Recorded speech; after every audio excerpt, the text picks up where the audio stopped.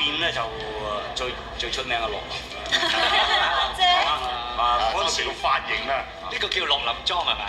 係啦，因為嗰陣時咧就女權抬頭㗎啦，香港呢個社會，女性喺社會嘅地位越嚟越重要。咁啊，呢個洛林女強人呢個形象咧就好深入人心。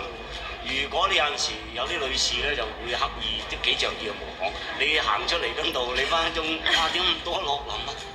點解到街都係？其實嗰陣時講下你感受冇啊！嗰陣時咧就係即係我亦都係我因為嗰陣時好少做時裝劇嘅，多數做民間傳奇。咁有咁好嘅機會，我當然幾好心機去演啦。咁喺設計呢個形象方面咧，就花一番心思嘅。